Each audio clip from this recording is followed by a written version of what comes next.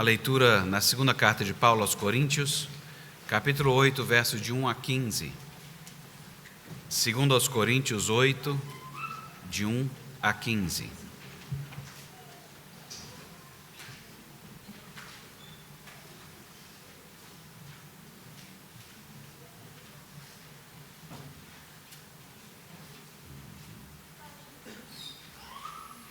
A palavra de Deus diz assim: Também, irmãos, vos fazemos conhecer a graça de Deus concedida às igrejas da Macedônia, porque no meio de muita prova de tribulação manifestaram abundância de alegria, e a profunda pobreza deles superabundou em grande riqueza da sua generosidade. Porque eles, testemunho eu, na medida de suas posses e mesmo acima delas, se mostraram voluntários, pedindo-nos com muitos rogos a graça de participarem da assistência aos santos. E não somente fizeram como nós esperávamos, mas também deram-se a si mesmos, primeiro ao Senhor, depois a nós, pela vontade de Deus. O que nos levou a recomendar a Tito que, como começou, assim também complete esta graça entre vós. Como, porém, em tudo manifestais superabundância, tanto na fé e na palavra, como no saber, e em todo cuidado e em nosso amor para convosco, assim também abundeis nesta graça.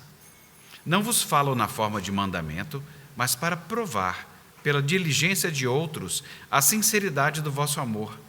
Pois conheceis a graça de nosso Senhor Jesus Cristo, que, sendo rico, se fez pobre por amor de vós, para que, pela sua pobreza, vos tornasseis ricos.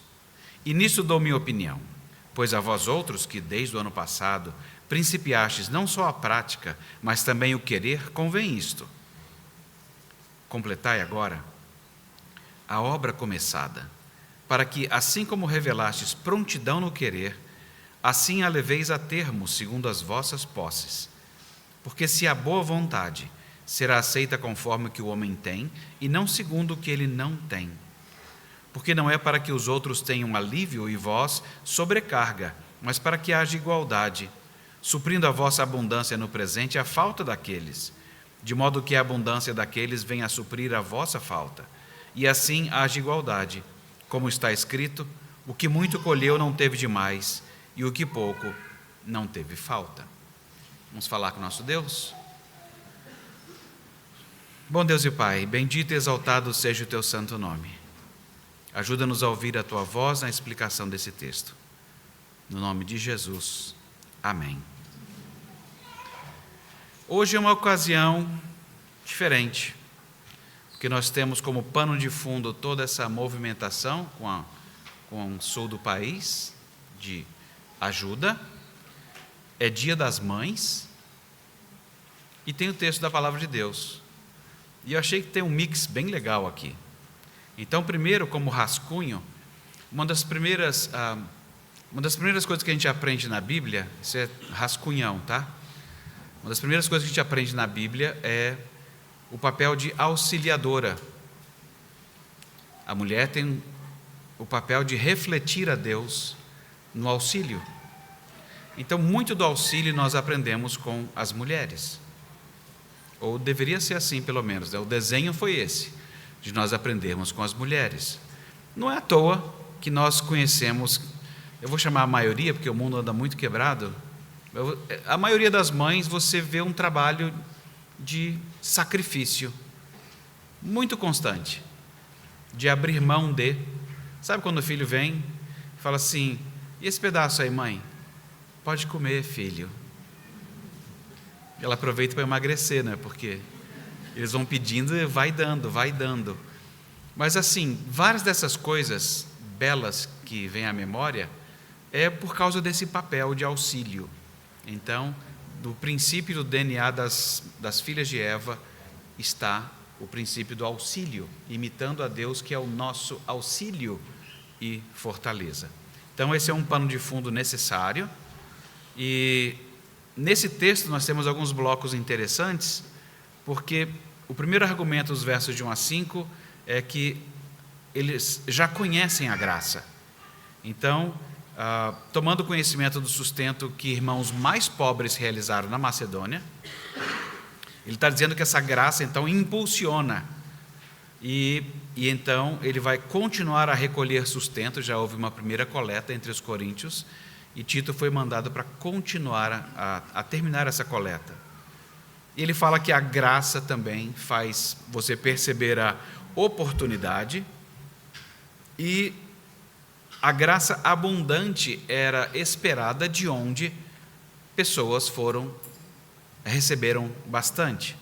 E existe a base teológica, porque tem tudo em referência a Cristo, que era rico e se fez pobre para que a gente enriquecesse. Então, há uma necessidade constante de ajuda, é preciso haver percepção para isso, e então você percebe que a palavra graça acontece 1, 2, 3, 4, 5 vezes na carta. Ela é alguma coisa que explica, impulsiona e dá pano de fundo a tudo que está acontecendo aqui, sem exatamente descrever o que é a graça. E é por isso que o sermão vai ser como vai ser, falando primeiro sobre a graça, que é uma explicação que não tem no texto, ok? E aí eu deixei então essa pequena explicação sobre a graça na introdução. Então a introdução vai ter essa cara por causa disso. Vamos lá?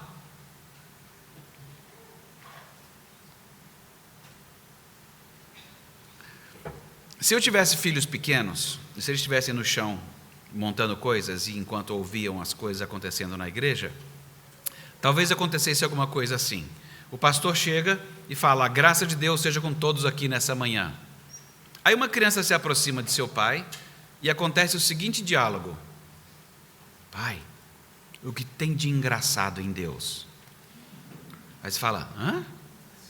É que o pastor falou da graça de Deus, o que é engraçado? Aí você fala: cala a boca, menino, você não entendeu nada.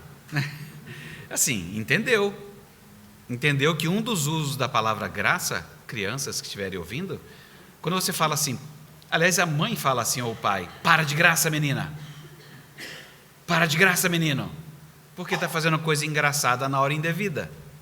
Então, graça pode ser algo engraçado, mas é uma palavra que tem outros usos, e outro uso dela, além da coisa engraçada, é gratidão, ou é uma bondade recebida quando você não esperava. Não acontece às vezes de alguém chegar: olha o que eu trouxe para você. Isso é graça, isso é uma bondade que você não pediu aquilo, você recebeu, alguém quis dar para você.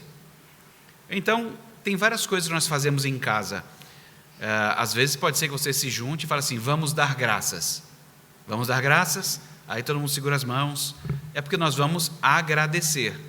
Também, graça é agradecer. Ou então, como eu já disse, para de fazer graça, menino, que é fazer coisa engraçada fora de hora.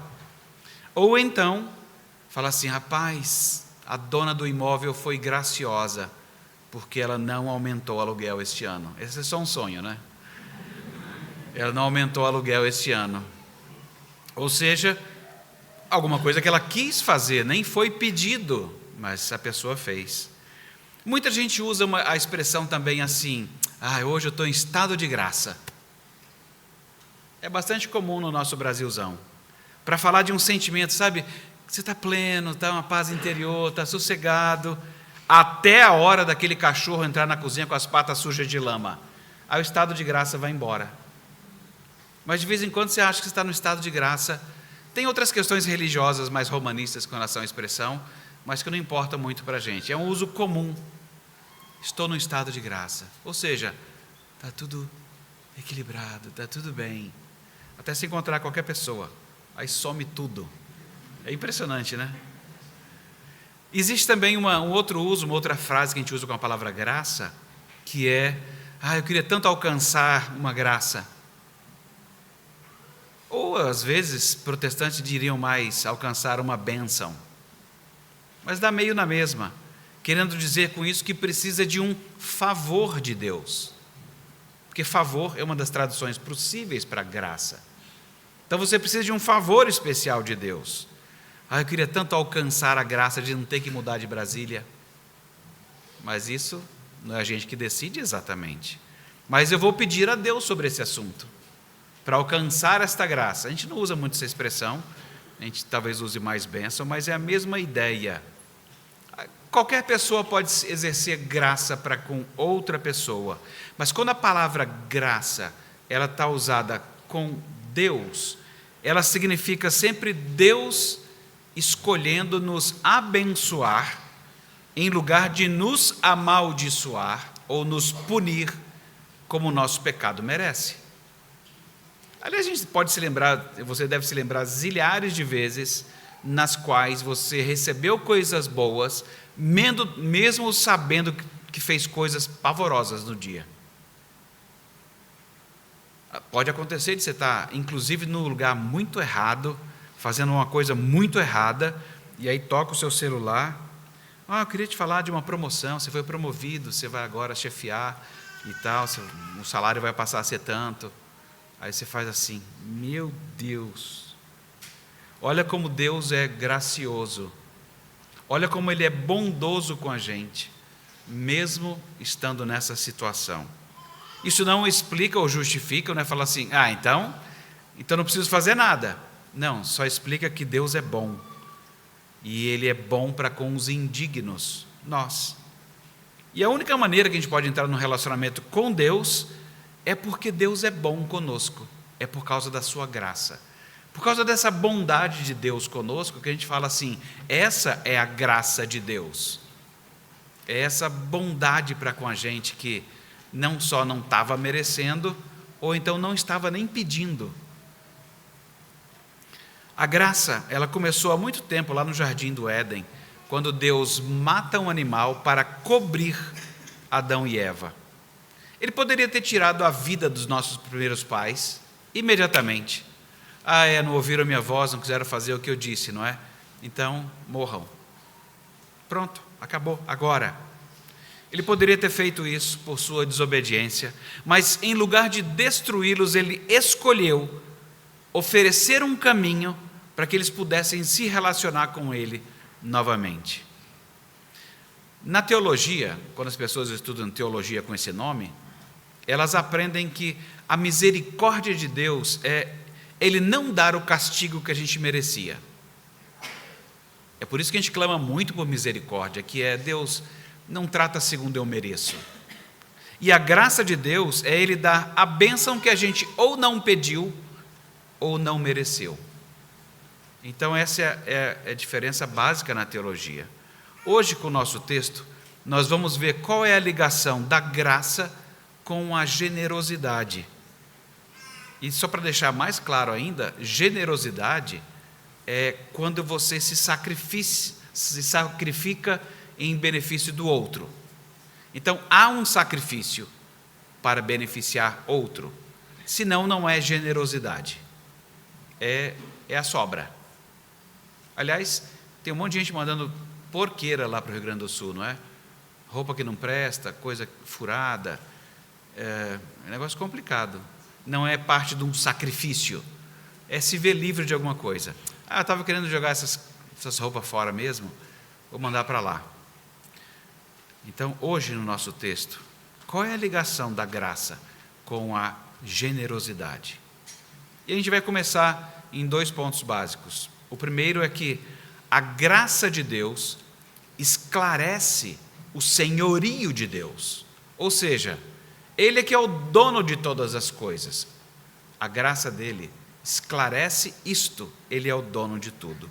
Os versos de 1 a 5, Paulo conta como é que irmãos mais pobres, os macedônios, foram movidos pela graça, ou seja, pela compreensão que Deus é bom em nos presentear, e ajudaram. Mesmo em lugares onde havia extrema pobreza, houve generosidade. E como é que isso aconteceu? É que eles se entregaram primeiro a Deus e depois às outras pessoas. Sabe o que isso significa? Tem outro texto também no livro de Provérbios, que é: o rico e o pobre se encontram, o Senhor Deus é o Criador de ambos. Você só fica torcendo que Deus não tenha te criado pobre, não é? Senhor Deus, que não seja eu. Fala assim, mas esse não é o pensamento de um crente. O crente, seja você rico ou pobre, você está feliz, porque você já tem toda a riqueza. Mas isso é uma caminhada. Os pobres da Macedônia, eles se deram primeiro a Deus e uns aos outros, porque eles já sabiam que eram de Deus, que Deus era o dono deles. Eles reconheciam isso e se alegravam. Ter coisas, mesmo que pouco, não definia aqueles pobres macedônios. Viver assim traz à superfície a dignidade humana. Nós fomos criados cheios de glória e de honra. Uns com mais dinheiro, outros com menos dinheiro. Uns com mais posses, outros com menos posses. Mas todos cheios de glória e de honra. É assim que nós fomos criados. Quando nós ouvimos notícias do sul do país, sobre assaltos em barcos, roubos em casas alagadas, desvio de doação, cartazes falsos de ajuda, podem saber de uma coisa: essas pessoas fazem isto porque é isto o que as define, o que elas conseguem ter, e ter naquele momento. E isso faz com que elas pouco se importem com a dignidade humana. Mas saibam, dignidade humana é algo inerente a nós, por termos sido criados à imagem de Deus. É por isso que nós temos dignidade, porque nós somos imagem de Deus. Quando pobres nascem de novo em Jesus Cristo, quando eles se tornam cristãos, como foi com os macedônios, eles passaram a perceber que eles eram úteis, e que mesmo a sua pouca oferta monetária era poderosa no caso das vítimas em Jerusalém. Porque tem gente que fala assim, né? Vou dar nada não, eu só tenho aqui 25 centavos. O que é isso? Bom, um pobre pensando assim é uma coisa, 1000 pobres pensando assim já dá um bom dinheiro, não dá? Então, esse é um pensamento estranho, porque quando você percebe, quando você nasce de novo em Jesus Cristo, você percebe a sua utilidade, porque você sabe da dignidade. O que libertou os macedônios para fazer isso foi esse conhecimento de que eles já pertenciam a Deus. Porque quando você descobre isso, você entende o seu papel como administrador. Tudo o que eles tinham, e esse tudo pode ser pouco ou muito, mas tudo o que eles tinham pertencia a Deus. Aliás, tudo começa sempre daqui. A Escritura deixa isso bem claro em outros lugares. Olha, do Senhor é a terra e a sua plenitude, ou tudo o que há debaixo do céu e da terra pertence a Deus. Muita gente não gosta de ouvir isso, de ouvir essas frases na Escritura, porque alegam o seguinte: é o seguinte, pastor, eu estou achando até bonito isso aí que o senhor está falando, entendeu? É bonito isso aí, mas eu trabalhei muito para chegar aqui onde eu cheguei. Trabalhei muito, tá? Não me vem com essa conversa não, que eu sei o que eu fiz para chegar até aqui. Eu sempre fico muito emocionado quando ouço essas frases. Move meu coração. A vontade inicial é de bater de baixo para cima, porque aí já pega na ponta do queixo e talvez role um desmaio. Uma coisa pastoral. Vocês não vão entender isso nunca. É pastoral. Porque tem hora que a ovelha precisa ser calada. Não é possível um negócio desse. É porque... Mas aí você fala assim: não, Tarcísio, você é pastor, então explica. Tá bom, vamos lá. Prestem bastante atenção. Se você chegou a cogitar isso, não me fala isso no corredor, porque se não tiver câmera, pode ser complicado. Adão e Eva foram colocados no mundo para cuidar desse mundo. Foi um presente de Deus para eles. Um mundo cheíssimo de recursos foi dado para que eles administrassem. Todas as pessoas que chegam neste mundo chegam para cuidar do mundo de Deus. E se alguém possui riqueza ou a mais do que outros, é um presente de Deus. Porque não é possível que uma pessoa conclua que fui eu. Exatamente porque ela respira um ar que ela nem criou. Ela tem um coração que bate que nem é ela que regula o quanto tempo esse coração dura. Sabe? É muito atrevimento a pessoa falar um negócio desse. Fui eu. Falar assim, de vez em quando, Deus coloca a gente em umas condições em que você estava super bem, agora você não consegue se mexer. Nessa hora eu queria que você lembrasse, com as suas próprias forças, fala assim, vai. Tem hora da vontade de falar, né? Anda. Se mexe nessa cama agora. Então, você não consegue. Você precisa da bondade de Deus para isso, o tempo inteiro. Ou seja, Adão não foi colocado no mundo como proprietário, mas como administrador do proprietário. Então, todos nós, quando chegamos a este mundo, não chegamos e nunca passamos a ser proprietários de nada, mas administradores de tudo que pertence a Deus. Trabalhar muito é o que devemos fazer como bons zeladores da riqueza de Deus. Tem muita coisa para ser feita. Agora, você já descobriu também que muita gente trabalha muito, mas não ganha o suficiente. Há muita gente que trabalha bem pouco e ganha mais do que o suficiente. E não é uma coisa que você sequer regule. Deus quis fazer dessa forma, dar mais para uns, menos para outros, a fim de que o fluxo de generosidade acontecesse. Mas a gente está tão acostumado com outras leituras econômicas que a gente fica meio perdido. Se você fosse um capitalista, você faria como a cartilha manda. O dinheiro é meu e eu faço o que eu quiser. Pronto, bem-vindo, capitalista. Você pode ser, sei lá, um comunista, um socialista, que, grosso modo, faria como um aprendido que é o dinheiro do povo, e você faz o que a comunidade precisa. Esquece as suas necessidades. É o que a comunidade precisa. Mas se pela graça de Deus, Ele chamou você fazendo rico em Cristo, você vive por outro sistema. Existe um outro sistema que é o sistema do reino de Deus. Assim, se você é um cristão, você vai fazer como Deus ensina. O dinheiro é de Deus. Ele dá para você usar e fazer contigo o que você quiser e também o que Ele manda.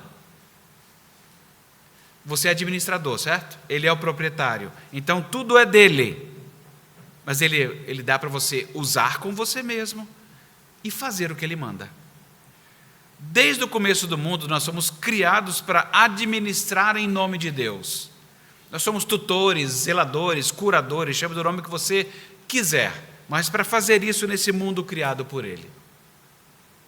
Em mim e em você, no nosso DNA, está esse impulso que Ele colocou de cuidar, de administrar as coisas. Isso mostra a dignidade humana, porque revela essa faceta da imagem de Deus em nós. Ou seja, vai ter sempre um pedaço de alguma coisa para você cuidar. Os pais podem já até abrir os olhos e falar assim, então é melhor educar os filhos já aprendendo desde cedo a cuidar de alguma coisa. Porque esse ensino de você não cuida de nada até você ser um adulto, isso é temerário. Que tipo de monstro é esse que não cuida de nada até você ser adulto? Quando você for adulto, você acha que vai cuidar de alguma coisa, ou você já aprendeu muito sobre ter as coisas sem precisar ter cuidado? É complicado, não é? Se você é criança, você tem algumas coisas sob os seus cuidados. Você tem a sua cama, que você pode arrumar. Você tem a sua gaveta, que você pode arrumar. Você tem o seu material escolar, que você pode deixar em ordem. Alguns têm o seu peixinho, que já morreu 6 vezes. Porque aquele lá é um gêmeo dele. Você pode cuidar dele também. Você pode ter um cesto de roupa suja para você mesmo colocar criança, do que os seus pais estarem sempre... Sabe, a fase de fralda é uma fase terrível, não é? porque você suja a fralda, abre aquela coisa, o cheiro, aí seus pais limpam. Então, você já cresceu um pouco mais, você não está nessa fase, então você pode cuidar de coisas, de várias coisas, porque você foi desenhado para cuidar de alguma coisa. Isso vai mostrar que você fala assim: rapaz, eu também sou imagem de Deus. Isso vai ser muito bom. Nós todos somos administradores em nome de Deus. O que significa que se nós possuímos alguma coisa, é possuir num sentido secundário. Nós não temos propriedade final sobre nada. Nada nessa terra de Deus. Mas de modo secundário apenas. Bom, e todo administrador sabe que desfruta do seu lugar de trabalho, toma café, até desfruta de algumas coisinhas mais caras, sem problema, mas sabe que no final do dia tem que fazer o que o dono quer. No final da história você sabe que deve fazer o que o dono quer. Deus não se importa se você tome café, esses cafés misturados ou gourmet. Vai lá, compra. Se você mora num quarto que mal cabe o seu joelho, ou se um quarto maior, são possibilidades, mas no final do dia é fazer o que o dono quer. Porque se nós não fizermos isso, esse é um tipo de coisa que tem um nome na Bíblia e que nem sempre nós chamamos desse nome, é roubo. Quando nós não investimos naquilo que o dono mandou, eu estou desviando dinheiro para alguma outra coisa. Eu estou desviando para alguma outra coisa. É que você fica lendo jornal demais, vendo TV demais, então você fica até nervoso, porque você fica ouvindo falar de desvio de verba o tempo inteiro. Então, são os desvios mais óbvios, os roubos mais óbvios, e você acaba esquecendo do seu. Porque quando nós não nos esforçamos em trabalhar como nós poderíamos, é roubo. Ao desperdiçar tempo no trabalho, é um tipo de roubo. Ao entregar um produto do seu trabalho que não satisfaz, pode ser roubo. Ao não brincar com seus filhos e educá-los no caminho de Deus, certamente é roubo. Deus ele não é dono de tudo, então Ele é dono dos seus filhos, e Ele disse o que Ele espera que você faça com eles. E ao não fazer o que o dono disse, é roubo. Os macedônios sabiam que tudo que possuíam, tudo que eles possuíam, e eles mesmos pertenciam a Deus. E o que o proprietário Deus diz? Cuidem da obra do meu reino, cuidem dos pobres e cuidem do meu povo em necessidade nessa terra. A Bíblia sempre fez distinção desse tipo, não é? Os crentes que estão em necessidade, os pobres e o seu reino em geral tem a ver com a propagação do Evangelho. Porque as pessoas não podem deixar de ter aquilo que é de fato a verdadeira riqueza. Nós não podemos deixar de anunciar a verdadeira riqueza. Então esse é um trabalho constante, anunciar a verdadeira riqueza, e nós vamos colocar dinheiro nisso.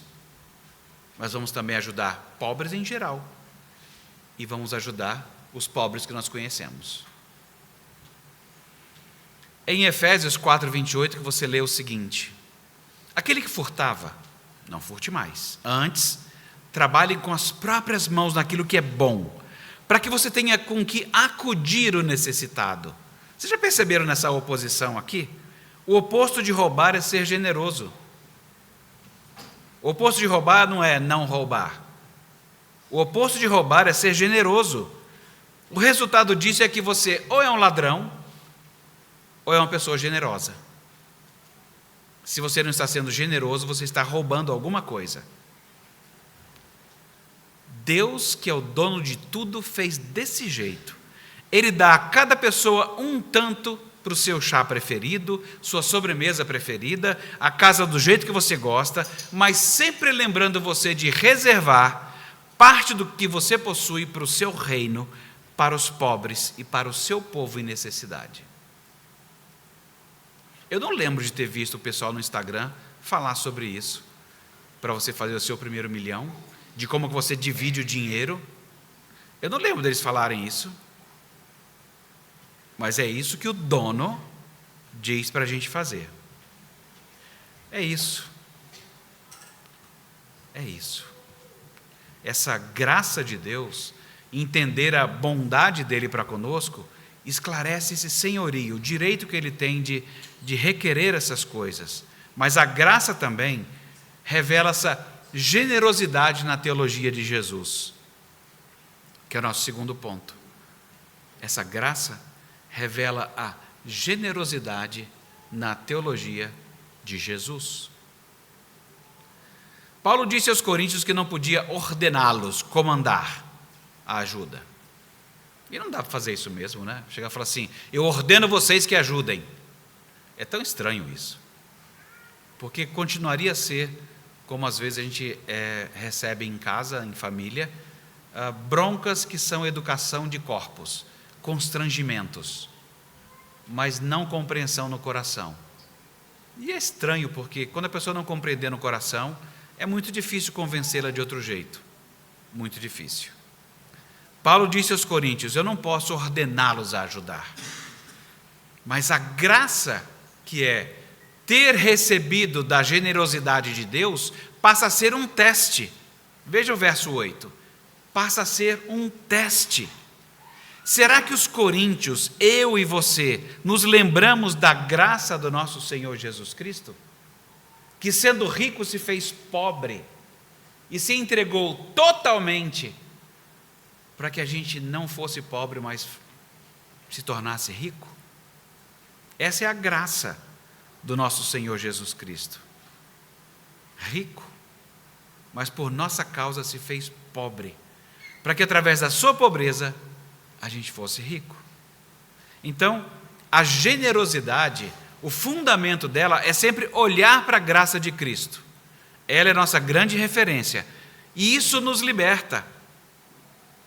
Eu sei que é possível que haja pessoas aqui, cristãs hoje, e que passaram por um caminho, passaram pela experiência de ter muita coisa, bom trabalho, boa reputação na cidade, boa conta bancária, mas ter o incômodo de saber que é pecador e que precisa da graça de Deus, precisa de um favor dele.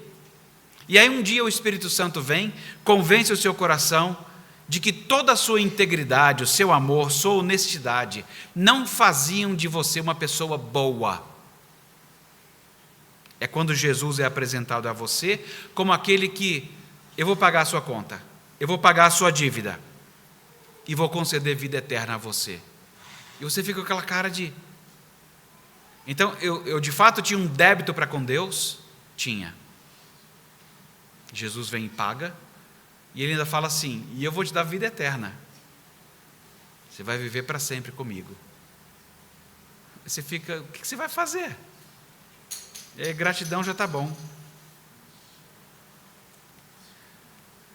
Quando você acreditou que Jesus fez isso por você, tudo, absolutamente tudo muda. Tim Keller comenta isso da seguinte forma: Jesus fez você ser parte da sua família. Isso é a riqueza da aceitação e a riqueza da adoção. Jesus faz com que a justiça dele seja sua. É a riqueza do poder. Ele tem poder para fazer isso. Essas são as verdadeiras riquezas. Quando você conhece as verdadeiras riquezas, sabe o que vai acontecer? Você começa a olhar para essas riquezas físicas de um jeito diferente. Se você conhece a graça de Cristo, ela muda a maneira como você se relaciona com as riquezas definitivamente. Para você que já acreditou em Jesus Cristo, Ele é precioso. Antes, tudo mais na vida costumava nos definir. Mas agora, todas essas coisas passam a ser dispensáveis. Isso muda o seu jeito de encarar finanças. O cristão sabe que era espiritualmente pobre e que tudo que ele possuía não era verdadeira riqueza que dura para sempre. A experiência da graça muda a nossa personalidade, Nós somos nova criação neste assunto também. Vocês já ouviram falar de gente que é convertida a Jesus, mas o bolso não vai? Aí você fala assim, que estranho. Porque a graça de Deus ela é completa, ela é constrangedora, ela constrange e muda também o bolso. Nisso nós somos mudados também. Cristo passa a ser a nossa referência prática para qualquer assunto de ajudar, de generosidade. Veja só, Jesus Cristo deu tudo, mas vira e mexe, vai aparecer alguém perguntando para você assim, eu tenho só uma dúvida, quanto a gente precisa dar como cristão? Só me fala um número aí, quanto? Pode ser em percentual, para facilitar a vida. Aí você fala assim, sério que você está perguntando isso? Essa é aquela outra pergunta que num corredor ia dar coisa boa. Fala assim, você está perguntando quanto? É assim, uma vez que, se você entendeu a graça do nosso Senhor Jesus Cristo, que se deu inteiramente e se fez pobre para que a gente fosse rico, você está me perguntando agora quanto? É sério isso? Ou você, de fato, você quer se bastar no dízimo? É verdade isso?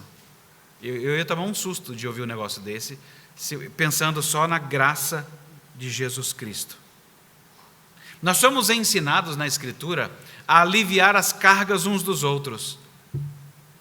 Quando você está sem carga, a vida está indo bem, obrigado, e você vai ajudar com a carga de alguém, significa que alguma coisa do seu músculo vai doer, porque você não estava carregando nada, e agora você vai dividir com alguém, você vai passar a carregar alguma coisa. Como é que você divide a carga com alguém, sem que fique um pouco pesado para você? Isso é sacrifício. Fica um pouco pesado para você. Se está leve, você fez isso com tranquilidade, é porque você não está dividindo a carga. Você pegou a sacolinha de algodão, está carregando, enquanto a pessoa que te pediu ajuda está com 2 sacolas pesadas. Deixa eu te ajudar. Aí você olha, bobo você não é, pega a sacolinha de algodão e faz de conta que está ajudando. Isso não é ajuda. Isso é sem vergonhice. Porque não está dividindo carga com ninguém. Generosidade é sempre um peso, porque se não for, a gente não está se esforçando o suficiente para ser generoso, a gente está dando só do que sobra. A ajuda baseada na graça, ela leva em conta que a história muda. Hoje sou eu, mas amanhã pode ser você. Todo mundo sabe dessa máxima mesmo sem conhecer a Jesus Cristo, que o mundo dá voltas. É verdade, a Terra gira aí a seus 1.700 km por hora. O mundo dá volta, é verdade. E nós não sabemos se amanhã nós teremos a mesma saúde, a mesma disposição, a mesma capacidade mental, sequer se nós teremos vida. E Deus nos ensina que em todas as situações, Ele nos conduz em abundância e em falta. É Ele quem faz isso conosco, se Ele achar que é necessário para nos moldar à imagem de Jesus, nossa verdadeira humanidade. Paulo ensinou aos coríntios que a ajuda deles seria muito boa porque eles tinham bastante e os outros estavam necessitados. Um dia poderia ser que os macedônios tivessem bastante e os coríntios tivessem necessidade. E Deus sempre estimula o seu povo a investir seu dinheiro em coisas que duram. Você já fez a seguinte conta? Vamos imaginar que a eternidade fosse de 9.000 anos. Aí fala assim, então não é eternidade. Eu falei imaginação, não falei? É duro lidar com adulto, né? Falei para imaginar. faz de conta que a eternidade são só 9.000 anos. E vamos supor que a maioria de nós, se não todos cheguemos aos 90, bem, 90 anos seria 1% da eternidade. Agora, se você quiser agora parar de gracinha de imaginar e te chamar a eternidade de eternidade, quantos por cento será que é a nossa existência nessa terra? Se fosse 9.000, seria só 1%, que a maioria de nós, talvez não todos, duraria. Significa que uma parte muito pequena da nossa vida é vivida aqui, e o restante imenso será na eternidade. Quanto maior for a eternidade na sua conta, menos faz sentido investir qualquer coisa nesta terra, como se fosse aquilo que vai resolver a sua vida. A gente tem que investir em coisas que vão durar mais do que essa terra, mais do que o sol, a lua e as estrelas, porque um dia tudo isso será desfeito e feito de novo. A maioria das coisas que nós investimos dinheiro hoje vai ser tostado e vai desaparecer. Tudo será consumido, mas se você investir em pessoas do jeito que Deus fala, no trabalho do reino, você descobre que está investido em coisas que duram para sempre. É o único jeito de investir em coisas que duram para sempre. É prestar atenção no que o dono disse. Invistam nas coisas do reino, cuidem dos pobres, cuidem daqueles pobres do meu povo.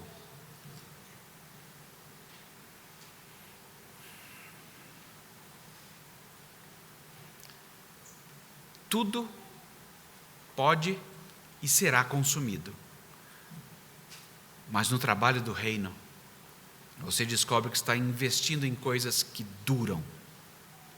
Ao abrirmos a Bíblia em textos como esse, segundo aos Coríntios 8, nós descobrimos que ricos e pobres são pessoas que encontram a sua definição de identidade em Deus e não no dinheiro. Eles sabem, Mateus 6 de cor e salteado, o pobre e o rico. Eles sabem. Eles não têm medo, eles sabem que Deus cuida das aves dos céus e da grama no campo. E de que nós somos muito mais importantes do que as aves dos céus. Por isso quem tem pouco não deveria entrar na neura das outras correntes econômicas e ficar com raiva dos ricos. Ou ficar com raiva de não ser rico. Quem tem pouco, não tenha nem inveja, nem odeie porque não teve as oportunidades que sonhava. Esse é o caminho das pessoas que são moldadas, definidas pelo dinheiro. Mas quando você lê textos como esse de Mateus, você fala assim, Deus vai cuidar da gente.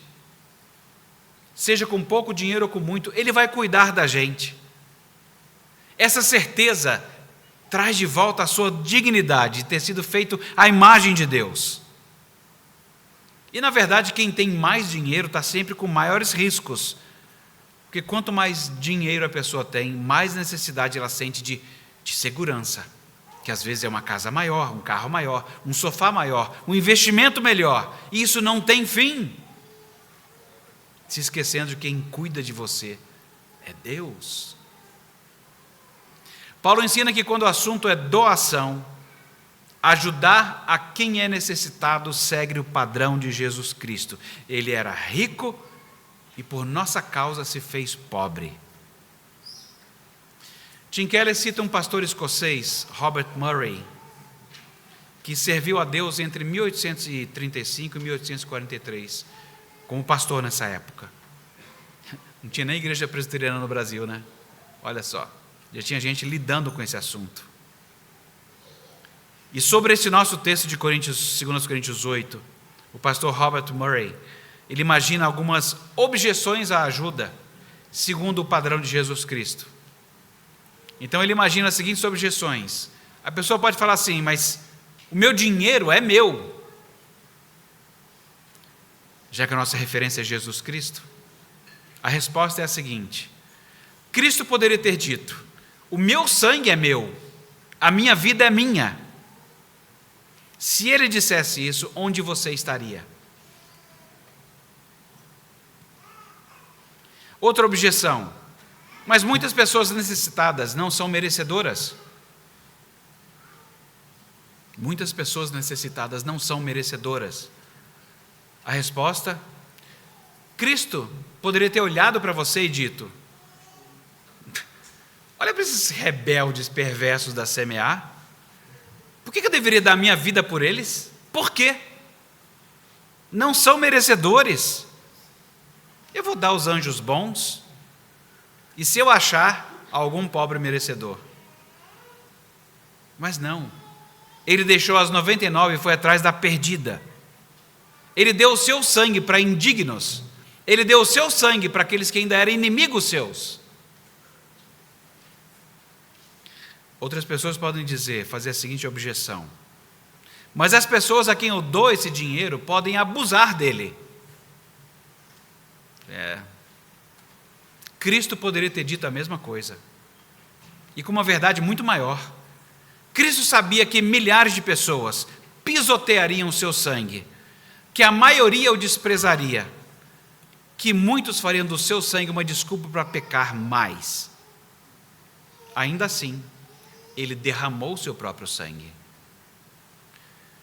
Em última análise, vejam que Deus não está preocupado com dinheiro, mas com a sua e a minha felicidade. Por isso que ele fez que as palavras de Paulo, instruindo uma outra igreja, fosse registrada assim: Jesus ensinou que é mais feliz quem dá do que quem recebe. Nós não imitaríamos o dono do mundo nessas coisas? Vamos orar? Bom Deus e Pai, bendito e exaltado seja o teu santo nome. Guia o nosso coração, Senhor, para ser generoso. O Senhor já tem nos ensinado a ter um bom coração. E há muitas coisas boas que certamente temos feito por causa do Senhor. Mas agora ensina-nos a ser generosos, a dar sacrificialmente. Porque é isso que vai ser um bom teste de que nós entendemos de fato que o Senhor deixou a sua glória e o teu Filho assumiu a nossa pobreza, para que a gente pudesse ser enriquecido pela salvação que Ele nos traz e os tesouros da vida eterna. Molda-nos, Senhor, e guia-nos para que haja generosidade movida pela graça do nosso Senhor Jesus Cristo. Faze isso, Senhor, nós rogamos no nome de Jesus. Amém.